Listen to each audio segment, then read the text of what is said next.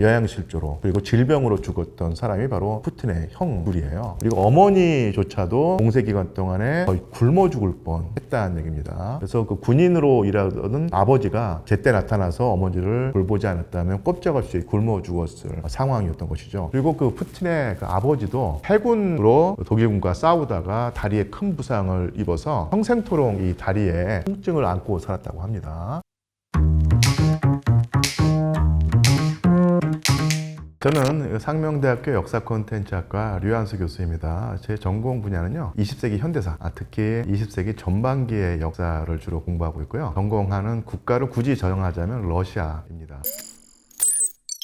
제가 평가하는 푸틴은 2022년 2월에 우크라이나를 침공하기 전까지는 권위주의적인 통치자, 어쨌든 간에 전쟁을 일으켜서 이웃 주권 국가를 침공하고 전 세계의 근심을 불러 일으키겠다는 측면에서는 권위주의적인 통치자라고 하는 식으로 해서는 안 되고 큰 비판을 해야 될 텐데 아마 빌런 정도는 될 것 같습니다. 근데 그렇다고 해서 빌런이라고 평가는 할 수 있을지 모르겠는데 그렇다고 해서 푸틴이 악마 아니면 사탄 같은 존재인가, 여기는 좀 회의가입니다. 우리나라에서 여러 가지 이유에서 전쟁이 일어나간 다음에 현재까지 푸틴은 악마 같은 놈이다 아니면 사탄 같은 존재다라고 하는 어떤 인식이 있는데, 물론 도덕적으로 비판을 하는 데는 공감을 하지만 냉철하게 봤을 때 국제사회의 빌런은 될 수 있을지 모르지만 악마나 사탄 같은 존재는 아니고 나름대로의 민과 그 보관을 가지고 러시아를 이끌어 나가는 정치가이다, 이렇게 한번 평가하고자 합니다. 그리고 우리나라 사람들이 푸틴을 보면서 가장 궁금해하는 부분이 바로 그걸 거예요. 이 푸틴이라는 인물이 엄청나게 폭압적이고 강압적이고 그 다음에 민주적인 절차를 무시하고 언론을 통제하면서 전쟁까지 벌이면서 나라에 고통을 주고 전 세계에 지탄을 받고 러시아 젊은이들을 전쟁터로 몰고 가는데 왜 그렇게까지 높은 지지를 하느냐. 최근에 5대 대통령 선거에서 80%가 넘는 지지를 받았지 않습니까? 이것이 가능한가 궁금해하는 분이 많은 것 같아요. 도저히 당장 권좌에서 쫓겨나도 시원찮을 인물인데 이렇게까지 높은 지지를 받는 게 어떻게 가능하냐, 이런 궁금증을 가지는데요. 분명히 푸틴 대통령이 아주 엄청나게 혈권을 휘둘러서 러시아 언론을 통제하고 제어하고 자기 입맛대로 좌지우지하는 측면이 분명히 있죠. 그러니까 여론조작의 측면이 분명히 있습니다. 그렇다고 해서 푸틴 대통령이 러시아 국민의 과반수 지지를 못 받는 것은 아닙니다. 그래서 만약에 언론 자유를 허용하고 그 다음에 있는 그대로 러시아 여론이 조성될 수 있도록 허용을 해도 아마 제 생각에는 푸틴 대통령의 지지율이 한 50% 안팎을 계속 유지하지 않을까. 80% 90% 하는 것은 분명히 그런 여론조작과 언론 통제가 작용을 하겠지만, 그렇다고 해서 30% 20% 이런 정도의 지지율을 기록하는 어떤 허약한 정치가는 아니고 여러 가지 이유에서 절반 이상의 국민들의 지지를 받는 그런 사람일 것이다 라고 이제 저는 한번 추정을 해보고요. 과반수 이상 지지하는 이유를 한번 살펴볼 텐데요. 이게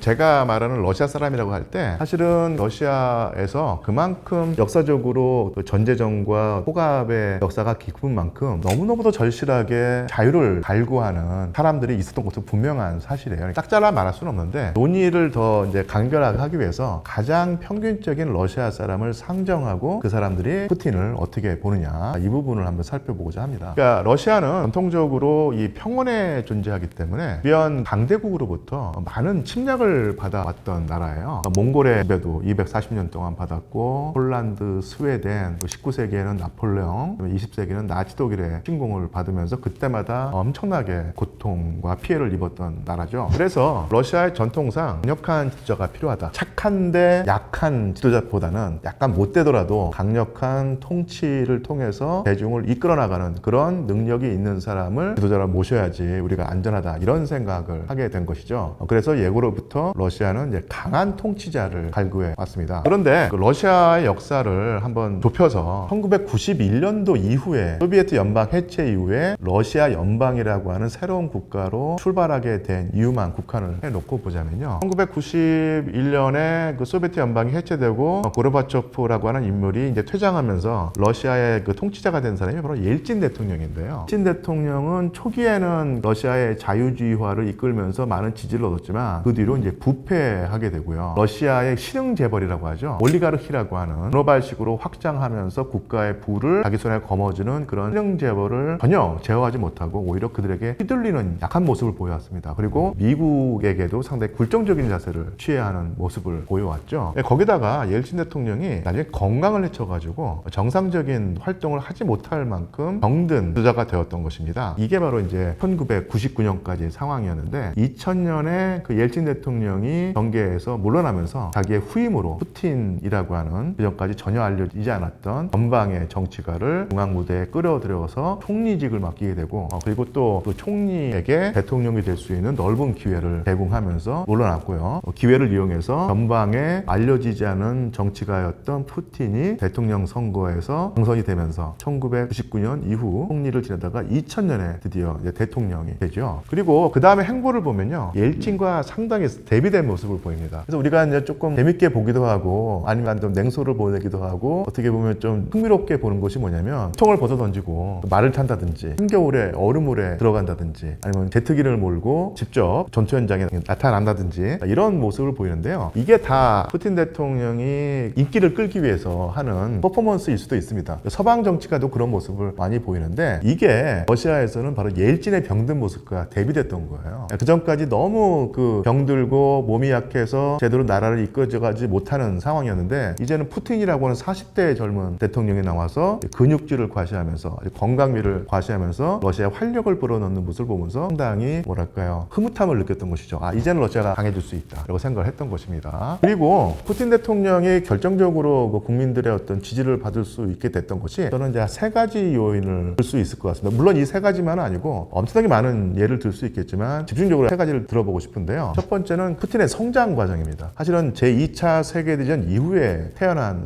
사람이긴 했는데 푸틴의 집안을 좀 살펴보면요, 이 전쟁 때 아주 극심한 고통을 겪었던 집안입니다. 일단 푸틴에게 형이 둘이 있었는데 전쟁 기간에 태어나서 자랐거든요. 근데 푸틴의 고향이 상트페테르부르크인데 옛날 이름은 레닌그라드죠. 레닌그라드는 제2차 세계대전 때 독일군에게 포위돼서 900일 동안 봉쇄를 겪었던 곳입니다. 그래서 100만 명이 넘는 사람이 굶어 죽었다고 하는 그 정도의 어떤 고통을 겪었던 곳인데 이 봉쇄 기간 동안에 결국은 영양을 제대로 섭취 못해서 영양실조로 그리고 질병으로 죽었던 사람이 바로 푸틴의 형 둘이에요. 그리고 어머니조차도 봉쇄 기간 동안에 거의 굶어 죽을 뻔했다는 얘기입니다. 그래서 그 군인으로 일하던 아버지가 제때 나타나서 어머니를 돌보지 않았다면 꼼짝없이 굶어 죽었을 상황이었던 것이죠. 그리고 그 푸틴의 그 아버지도 해군으로 독일군과 싸우다가 다리에 큰 부상을 입어서 평생토록 이 다리에 통증을 안고 살았다고 합니다. 그리고 외할머니와 외삼촌들이 독일군 손에 목숨을 잃었고요. 그러니까 이런 식의 그 푸틴의 그 개인사를 보고 볼 때 러시아 사람들은 2차 세계대전에서 겪었던 자신들의 공통의 경험을 푸틴을 통해서 다시 한번 느끼는 것이죠. 그러니까 우리와 다른 사람이 아니라 우리와 똑같은 고통을 겪고 똑같은 어려운 상황에서 꿋꿋이 버티면서 살아온 사람이라고 하는 동질감을 느끼게 해주는 개인사가 있기 때문에 사람들에게 많은 지지를 받을 수 있었던 것입니다. 아무리 똑똑해도 보통 사람들과 그 별개의 세계에서 살았던 엘리트라고 하면 그 사람이 능력이 있다고 하더라도 동질감을 느끼지 못하고 이질감을 느끼면서 등을 돌릴 수 있는 상황인데 푸틴 같은 경우는 그런 식의 우리와는 다른 세계에 사는 별개의 인간이다 이런 식의 생각을 들지 않게 해주는 경험이 있었던 것이고요. 두 번째는 총리 시절도 그렇고 대통령이 된 다음에도 러시아에서 당시 그 체첸 전쟁을 하고 있었거든요. 러시아에서 탈퇴해서 독립을 하겠다고 하는 것을 막으면서 전쟁이 벌어지게 됐었는데 옐친 때는 이게 러시아군이 워낙 허술하고 정치가 안정되지 못해서 덩치 큰 러시아가 체첸이라고 하는 조그마한 국가에게 아니면 민족에게 절절매면서 아주 고생을 많이 하고 했었는데 이런 상황에서 이제 반전을 일으켜서 체첸의 수도를 완전히 초토화하면서까지도 결국 전쟁을 강행하고 승리로 이끌었던 사람이 바로 푸틴이었죠. 그리고 체첸 입장에서 엄청난 피해를 입게 되니까 그에 대한 반발 심리와 복수심에서 모스크바라든지 각종 대도시에서 테러를 많이 일으켰죠. 그러면 충분한 이유가 체첸 사람들에게 있었는데 체첸인들의 몸부림 내지는 그 테러에 일절 양보하지 않고 강경한 자세를 취하면서 이 문제를 강압적인 방법으로나마 해결했던 인물이 바로 푸틴이었습니다. 그래서 가장 평균적인 러시아 사람들에게는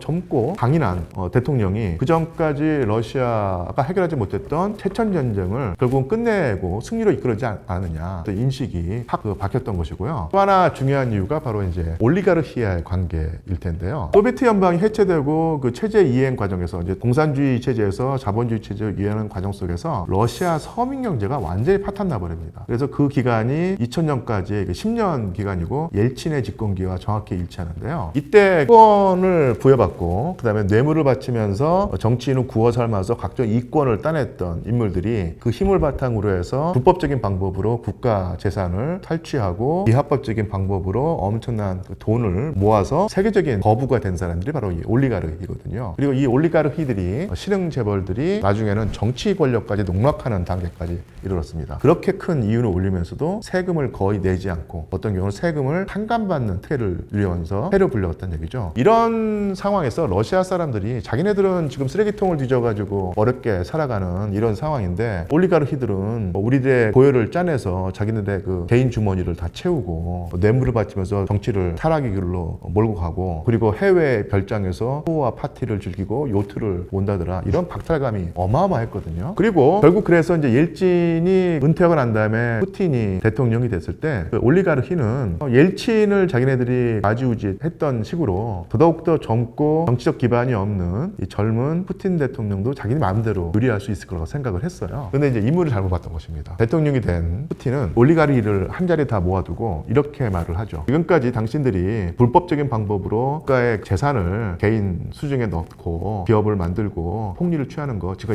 인정을 하고 문제 삼지 않겠다. 단 앞으로는 너희들 법을 지켜라. 그리고 법을 지켜서 세금을 내야 된다. 그렇지 않으면 가만두지 않겠다라고 하는 경고를 했거든요. 이때 올리가르히들은 우리가 그 듣보잡을 대통령을 만들었는데 아무리 큰 소리 땅땅 치지만 조금만 지나면 돈줄 끊기면 옛날에 옐진이 그랬던 것처럼 우리한테 무릎 꿇고 와서 빌 거라 생각을 했는데 안 그랬던 것입니다. 실제로 검찰을 동원하고 국민 여론을 불러일으켜서 강력했던 올리가르히를 다 척결하기 시작했던 거예요. 그래서 반항하는 올리가르히들은 감옥에 쳐넣거나 재산을 다 빼앗고 외국으로 쫓아내버리거나 알고 그다음에 말 잘 듣는 올리가르히는 계속 살려둔다는 식이죠. 그래서 대표적으로 외국으로 쫓겨났던 올리가르히가 베르조프스키라는 사람이었고요. 영국에서 떠돌다가 결국은 자살로 인생을 끝마치게 되었고요. 그 다음에 대세를 알아채고 눈치를 보면서 푸틴에게 순종했고 나름대로 경제 발전을 위한다고 하면서 푸틴의 경제 정책에 따랐던 인물이 바로 그 유명한 이반 아브라모비치입니다. 우리나라에는 그 첼시 구단의 구단주로 유명했었죠. 이런 식으로 올리가르히를 길들이는 데 성공을 했습니다. 여기에 러시아의 일반 국민들이 쉽게 말하면 고구마 100개 먹고 있다가 사이다를 먹었던 어떤 그런 희열감, 통쾌감을 느꼈던 것입니다. 그래서 정확히 연도는 기억이 안 나는데 한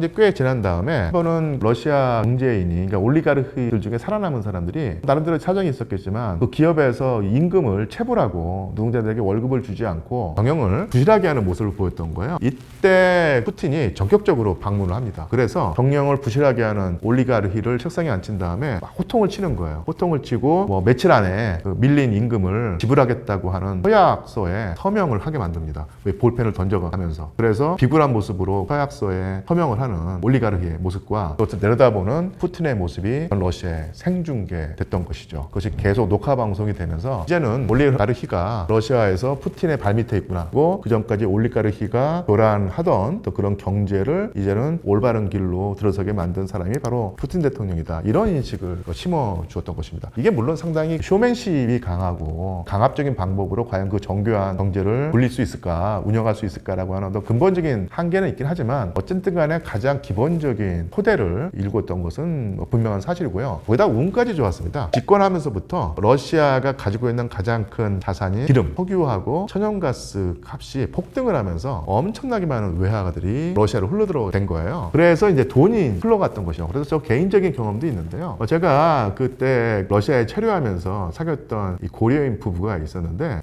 옐진 때까지만 하더라도 30년 넘은 구닥다리 소련제 자동차를 타고 다녔는데 푸틴이 집권하고 난 다음에 좀 있다가 다시 가서 보니까 고려인 부부가 진짜 차를 서로 마련한 거예요. 그래서 독일제 외제차를 몰고 다니더라고요. 그만큼 외국의 자본과 자금이 러시아로 흘러들어왔고 또 이것이 일반 서민들 사이에서도 이제 돌면서 서민들의 경제가 최소한 옐진 시대 때부터 훨씬 나아지는 경험을 했던 것이죠. 그런 상황에서 러시아 서민들에게 푸틴 대통령의 지지를 보이지 않을 까닭이 전혀 없었던 것입니다. 그래서 이제는 웬만큼 체제의 안전을 가져오고 위기를 극복하고 안정을 구가하게 되는 상황, 그리고 경제가 발전하면서 서민들의 기초 생계가 유지가 되는 상황, 그리고 그런 힘을 바탕으로 해서 미국과 대등한 관계를 선보이면서 옐진 시대의 굴종적인 어떤 외교의 모습이 아니라 이제 할 말을 하는, 그리고 미국에게 쓴소리를 하는 푸틴 대통령의 대통령의 모습이 러시아 국민들에게 엄청나게 매력적으로 다가갔던 것입니다. 그런 상황에서 푸틴 대통령의 인기가 치솟았고요. 거기다가 힘을 가지게 된 푸틴이 권위주의적인 통치자가 하는 행태지만 언론을 휘어잡고 자기 말 잘 듣는 언론은 살려두고 비판적인 언론은 배제하고 그리고 여론을 조작해 나가면서 계속 자기의 높은 지지율을 유지했던 것입니다. 그래서 아까도 말씀드린 것지만 푸틴 대통령이 아마도 그 가장 정확하게 여론조사를 한다고 하면은 한 50% 그 정도의 지지를 계속 유지할 것인데 거기다가 언론 통제를 하게 되면서 70% 80%로 올라가게 된 것이고요. 또 하나 또 저는 이런 생각을 한번 해봤어요. 푸틴의 집권기와 을 생각할 때 푸틴 대통령이 그렇게 강압적인 모습으로 언론을 통제하지 않아도 정권을 유지할 만한 어떤 기초 체력이 분명히 있을 텐데 왜 그렇게까지 국내의 비판을 무릅써가면서까지 강압적으로 언론을 통제할까 이런 생각을 해봤는데요. 최근에 제가 찾아낸 답은 이런 것이었습니다. 푸틴이 벌써 2000년에 집권했으니까 지금까지 통치 기간에 있던 시기가 20년이 넘었죠. 조금만 더 지나면은 이제 스탈린보다 더 긴 시간을 권력자로서 보내게 될 텐데 이 장기 집권에 따른 어떤 피로감이라는 게 분명히 있습니다. 러시아에서도. 물론 선거에 외피를 두르긴 했지만 어쨌든 간에 그 장기 집권을 하고 있는데 이 장기 집권의 정당성을 푸틴은 국민의 전폭적인 지지로 정당화하려고 했던 거예요. 그러니까 나는 이렇게까지 나를 70% 80% 어떤 경우는 90%까지 나를 지지하니 내가 그 권력을 내려놓을 어떤 이유가 없다. 나는 권력을 내려놓고 싶지만은 국민들이 이렇게 나를 지지하니 나는 어쩔 도리 없이 장기 집권을 하는 것이다. 이런 모양새를 연출하려던 상황인 것 같습니다. 그래서 이 장기 집권에 따른 피로도 그리고 정당성의 결여를 높은 지지율로 상쇄하고 권력을 유지하고 싶은 그런 욕망 때문에 무리하게 언론을 통제해서 절반 정도 내지는 약간 웃도는 지지율을 더 끌어올려서 70% 80%의 지지율로 포장을 하고 그래서 20년이 넘는 어쩌면 30년이 될지도 모르는 장기 집권을 유지한다. 이렇게 보입니다. 푸틴 대통령이 전쟁을 한 이유에는 뭐 정말로 많은 요인이 있겠죠. 그런데 푸틴 대통령이 어떤 그 판단을 하고 전쟁을 했는가에 관해서는 뭐 저 말고도 많은 전문가가 분석을 할 텐데요. 본격적인 얘기를 하기 전에 한 가지 확실한 것은 한때 한 1년 전이나 2년 전에 우리나라 언론에 거의 도배되다시피 한 보도가 있는데요. 푸틴 대통령이 중병에 걸렸다, 치매에 걸렸다 내지는 혈액암이다 뭐 이런 식으로 건강이 완전히 해쳐서 정상적인 판단을 못 내리는 상황이었기 때문에 오판을 해서 우크라이나를 침공했다 이런 식의 그 보도가 있었는데 그것은 전혀 아닙니다. 물론 그 40대의 대통령이 된 푸틴이 벌써 20년 넘게 집권을 하면서 벌써 60대를 넘어서 70대에 접어든 노인이 되었으니까 건강이 옛날 같지는 않겠죠. 당연히 그 나이에 쓸 수밖에 없는 노쇠기가 분명히 있을 텐데 그렇다고 해서 우리나라 언론에 보도된 것처럼 혈액암 환자 아니면 뭐 치매 환자 이런 식의 것은 말도 안 되는 얘기고요. 적어도 판단에 입각해서 권력을 유지할 만큼 그리고 전쟁을 수행할 만큼의 지적 능력은 아직까지 유지하고 있다 이렇게 볼 수가 있습니다. 그래서 뭐 전쟁을 하는 이유는 나름대로의 판단을 해서 우크라이나를 러시아의 세력권에서 이탈하지 않게 해야지 러시아의 안위와 국가 안보가 보장이 되고 국익이 지켜지고 더 나아가서 자기의 권력까지도 유지할 수 있다는 생각을 했을 텐데 그런 전반적인 얘기는 또 했고요. 중요한 것은 러시아 사람들이 어떻게 보느냐일 텐데 러시아 사람들이 뭐 아주 선천적으로 호전적이고 침략을 일삼는 성향이 있기 때문에 이웃 나라를 침략한 푸틴 대통령을 뭐 지지한다 이렇게 볼 수 없고요. 러시아 사람들에게는 트라우마가 있습니다. 그게 뭐냐면 자기네들의 역사를 통해서 항상 서방으로부터 인간의 상상을 초월하는 어떤 강력한 침공을 받아왔고 그때마다 우리는 감당할 수 없는 피해를 입었다. 아까 제가 2차 세계대전 때 푸틴 대통령이 입었던 그 가족이 입었던 피해를 말씀드렸는데 그런 것이 뭐 푸틴의 어떤 한정된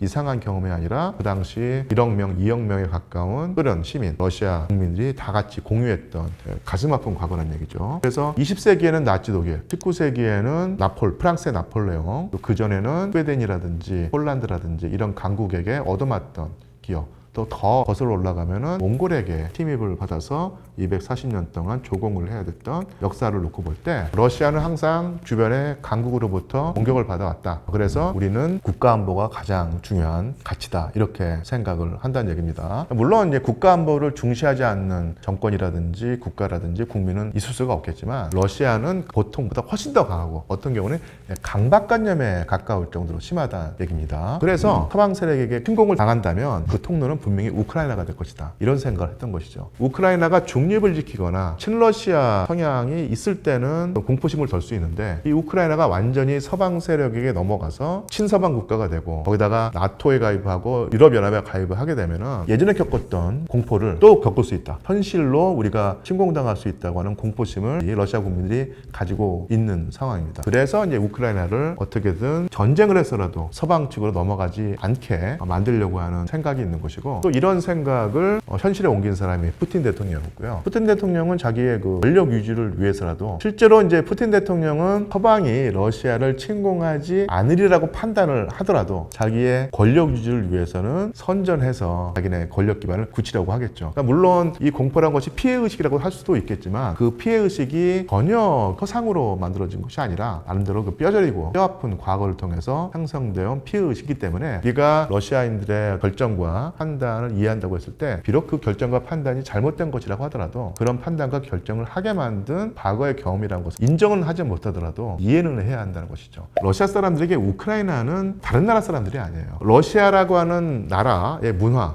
역사, 문명이라고 했을 때 그 문명의 뿌리는 모스크바도 아니고 상트페테르부르크도 아닙니다. 그것은 바로 이제 키예프예요. 우크라이나의 수도 키이우죠. 예를 들어서 우리나라로 비유하자면 우리는 한민족이고 한민족의 발원지는 이제 서울도 아니고 부산도 아니고 어디겠습니까? 평양이라든지 만주 이 일대 아니겠습니까? 그래서 오늘날 한반도의 그 너머에 우리 한민족의 발원지가 있다고 하듯이 오늘날 그 러시아 사람들의 자신네들 문명의 발원지는 키예프라는 것이에요. 발현한 루스라고 하는 민족이 뿌리를 내리고 가지를 쳐서 오늘날 러시아인과 벨라루스인과 우크라이나인이 생겼다는 얘기거든요. 그래서 이것은 별도의 국가지만 하나의 민족을 공통 조상을 가진 한 핏줄에서 비롯된 형제국가라는 생각을 하고 있다는 얘기입니다. 그래서 러시아 제국 때도 그렇고 소련 때도 그렇고 계속 하나의 통치 체제 아래서 같이 살아왔는데 1991년에 소비에트 연방이 해체되면서 우크라이나와 러시아가 별개의 국가가 됐지만 어쨌든 간에 이 두 나라는 언젠가는 하나로 합쳐야 될 것이다 라고 생각을 한다는 얘기죠. 근데 그런 가능성이 분명히 있다는 얘기입니다. 그런데 문제는 뭐냐면 우크라이나가 완전히 서방 측으로 돌아가서 나토에 가입을 하고 EU에 가입을 하게 되면 러시아의 뿌리를 떠나서 루스인의 뿌리를 떠나서 서방에게 편입된다는 얘기거든요. 이것은 러시아 사람들에게는 받아들일 수 없는 상황이라는 얘기입니다. 우리의 뿌리가 오늘날 우크라이나의 키예프에 있듯이 있기 때문에 이런 거룩한 땅을 우리가 뺏겨서 항상 우리를 괴롭혀온 서방 세력에게 넘긴다는 것은 정신적인 어떤 고통일 수 있고 민족의 뿌리를 잃어버리는 상황일 수 있는 것이거든요. 정신적인 요소이기 때문에 그게 뭐 중요하겠어라고 생각을 하는데 평균적인 러시아 사람들에게는 상당히 중요하게 여겨지는 것이고요. 그런 의미에서 우크라이나는 비록 전쟁을 하고 있지만 끝끝내 우리가 품어서 함께 가야 될 어떤 우리의 형제, 사촌 개념이 있다는 얘기입니다. 이런 측면을 이해하면 푸틴이 일으킨 전쟁에 그렇게 많은 러시아인들이 지지를 보내고 그 전쟁으로 인한 고통을 감내하고 있는지 조금은 이해할 수 있을 것입니다. 한 가지 제가 말씀드리고 싶은 것은 아마 전쟁은 모르긴 몰라도 앞날을 예측이 한다는 게 상당히 힘들고 또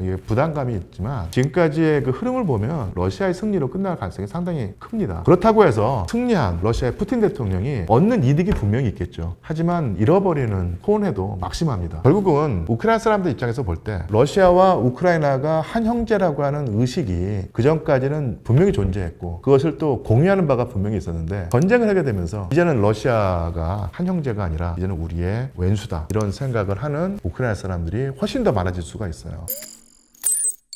두 민족의 통합성을 유지한다는 명목으로 전쟁을 일으켰는데 그 전쟁에서 비록 승리한다고 하더라도 역사적으로 거시적으로 볼 때 푸틴 대통령은 단기적으로는 전쟁 승리를 통해서 이득을 볼 수 있을지 모르겠지만 장기적으로는 상당히 큰 손해를 입었다 이렇게 평가를 하고 싶습니다. 예, 고맙습니다.